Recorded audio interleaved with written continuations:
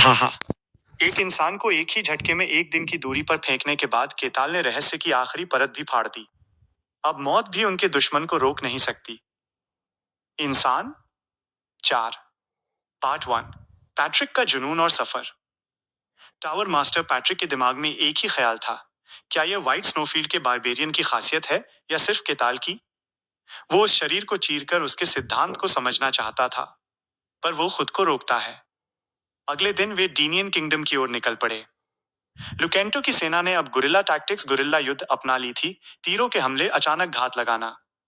केताल बुरा फैसला नहीं है, उन्होंने जान लिया है कि वे ताकत से नहीं जीत सकते। केटल ने दर्जनों तीरों को ऐसे झाड़ दिया जैसे वो मक्खियों को भगा रहा हो। वो हर बार नाइट्स को मार गिराता, उनके कवच तोड़ता, पर जान नहीं लेता।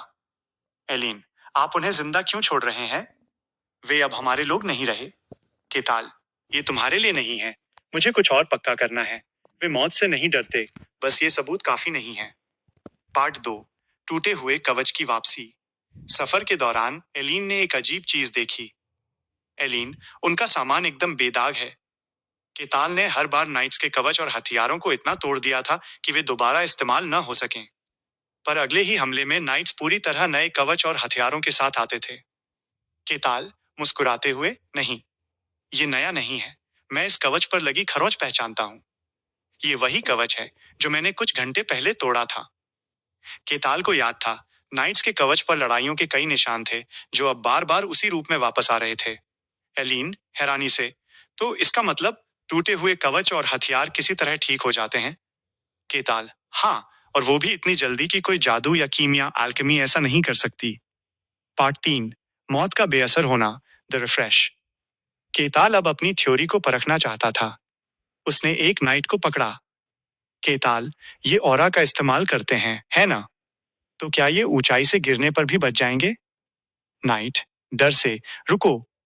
केताल ने उस नाइट को पूरे जोर से दूर जंगल के पार फेंक दिया, इतनी दूर कि उसे पैदल वापस आने में कम से कम एक दिन लगता।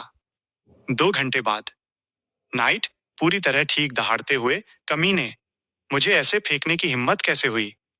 तुम्हें इसकी कीमत चुकानी होगी। वो नाइट पूरी तरह से नए कवच और हथियारों के साथ वापस आ गया था। एलिन और हारून का चेहरा सफेद पड़ गया। केताल ने आखिरी बार अपनी थ्योरी पर मोहर लगाई। उसने अपनी कुल्हाड़ी उठाई। केताल, एलिन ठीक है? एलिन दृढ़ता से, ठीक है। धमाका। केताल की कुल्हाड़ी ने नाइट्स की छाती चीर दी। वे तुरंत मर गए। 5 घंटे बाद नाइट्स जिंदा होकर, राजकुमारी को छोड़ दो, कमीने बारबेरियन। वे वापस आ गए थे, पूरी तरह से सामान्य। पार्ट 4। फैसला। रात के अंधेरे में एलिन और हारून का चेहरा पीला पड़ गया था। केताल, हारून ने कहा था कि कैसी को मौत का कोई डर नहीं था। वजह साफ है, मौत उनके लिए कोई मायने नहीं रखती। केताल ने खाना परोसा, पर एलिन, जिसे केताल का खाना इतना पसंद था, वो उसे छू भी नहीं पा रही थी।